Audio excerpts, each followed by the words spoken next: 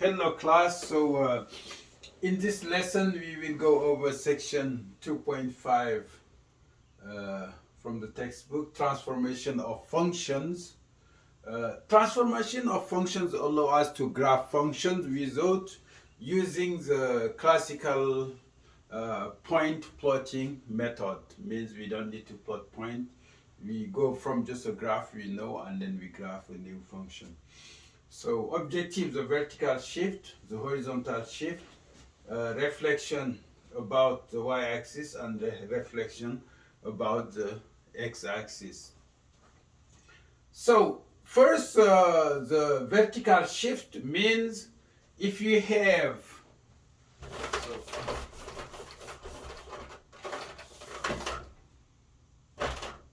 so the vertical shift, so if you have a function f of x, y equal f of x, and then you have a function y2 equal g of f x equal f of x plus k, then means you shift just the graph of the function f k units, okay, vertically. You shift it vertically k units.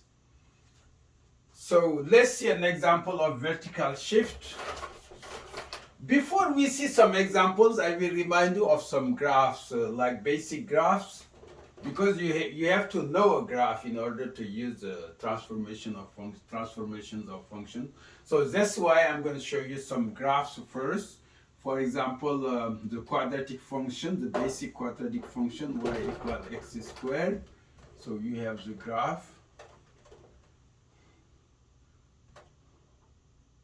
So you assume always, if you're using a shift with a quadratic function, that you know already is a basic graph, and then y equal, for example, x cubed, which is the cubic function.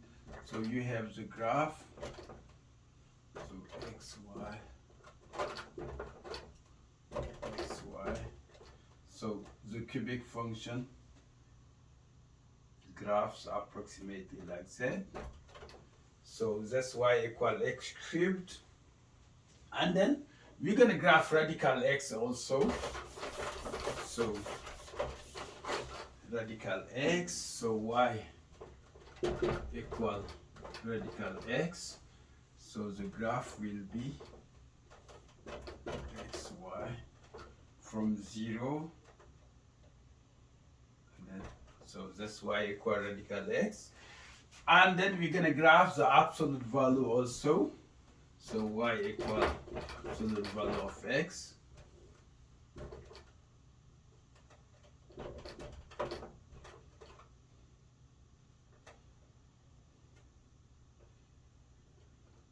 So we have some basic graphs here. Okay, we have some basic graphs that we know now. We consider we know how to graph this function. We don't have to go over the plotting anymore, the point plotting anymore. So we can use this graph to show some examples of transformations of functions. So we're going to give an example or two of vertical translation or transformation. So vertical, let's see,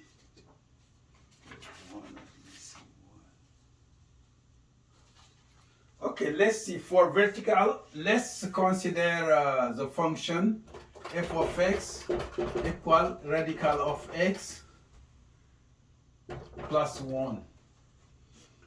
So because it's plus 1, we say is 1 unit upward, means we go up. So we graph the function, we graph y equal radical x, the basic function, and shift it and shift the graph 1 unit upward. So here is, let's say, xy. So we graph y equal radical x. So let's put it in, we can put it in dashed line and just put the new function in bold. So that's y equal radical x. Now 1 unit means the 0 here will shift to 1. Okay, let's say 1 is here. So the 0 will shift to 1, and every point here of the graph will shift 1 unit, so we obtain something like that.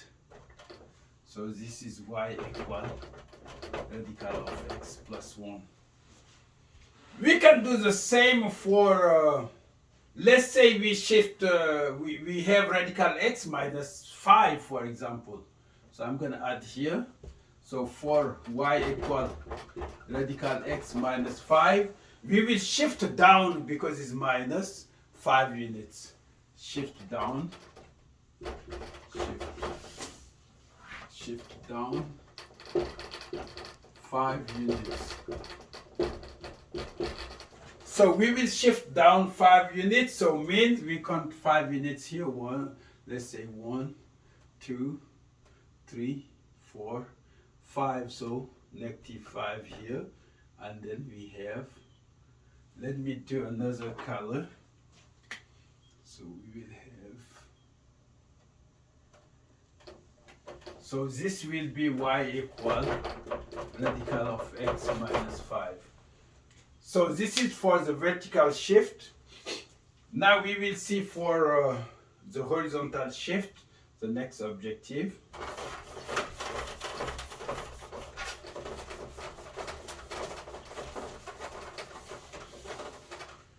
So for the horizontal shift, we may use the basic function absolute value.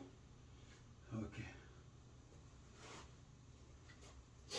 Horizontal shift.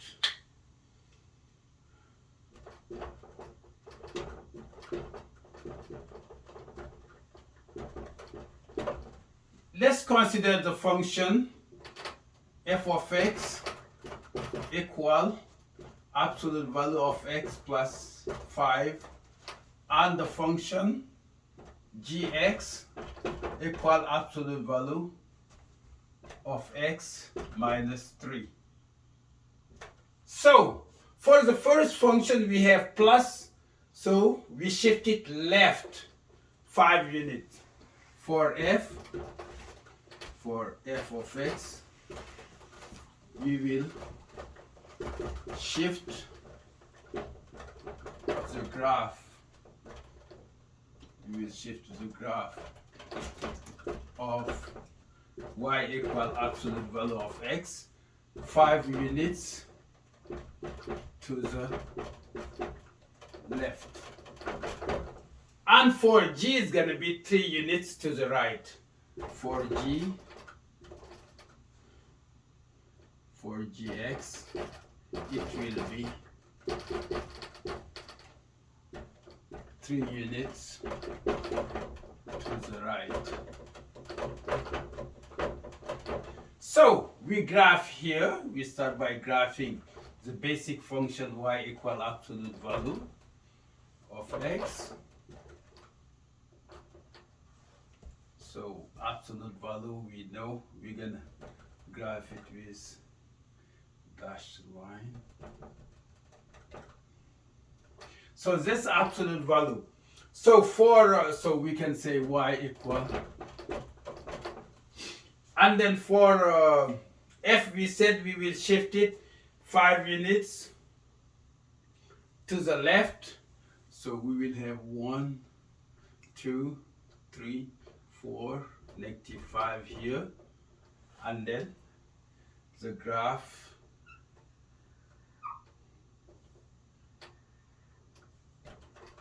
so this is y equal f of x. So y equal f of x equal absolute value of x plus 5. And then for g we said we will shift it 3 units to the right. So say 3 units, 1, 2, 3. So we are here, and then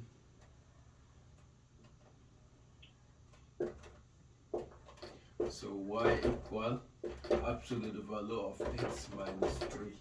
So here is 3. So that's for the horizontal shift. And then reflection about the y-axis.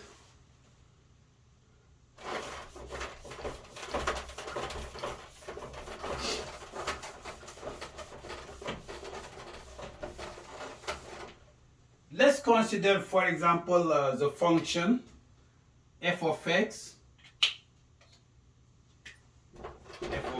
equal radical of negative x. We want to graph this function. So it will be a reflection about the y-axis. So the graph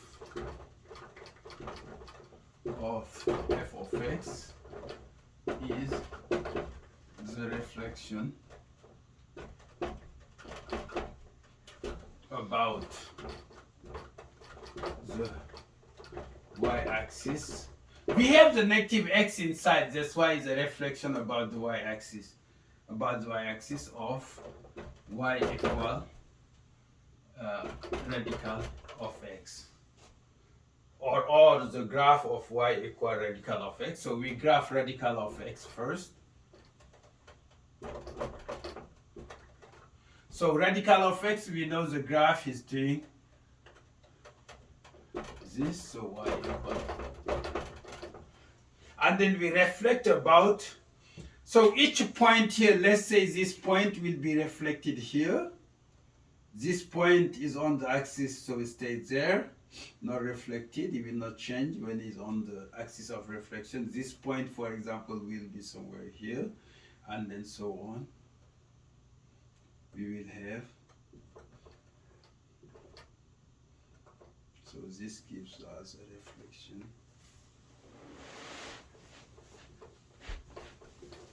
So this is y equal radical of negative x. So when you have the negative of the variable inside, then you have a reflection about the y-axis. Okay, finally, reflection about the x-axis. So let me just erase this.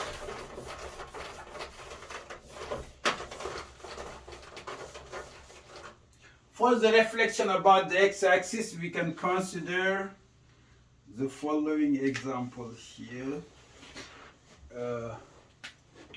For example, a simple example will be y equal negative absolute value of x, for example. So the graph of this function will be the graph of absolute value of x reflected about the x-axis. So we will graph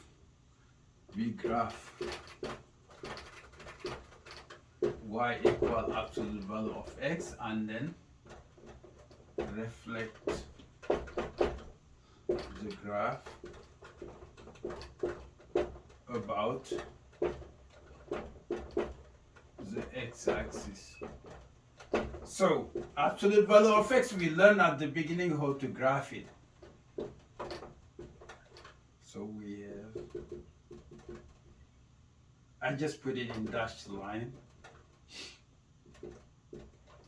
So that's y equal absolute value of x. Now we reflect it about the x-axis. So we have this dot is on the axis of reflection, so will not move. It will be the same point. Now a point here, for example, will be moving here. A point here, for example, will be moving here. And then we connect. So this is y equal negative. Now, by the way, we can combine those transformations in one function. So it means we will have to do one transformation at a time. We may see examples of that in the next time. Thank you.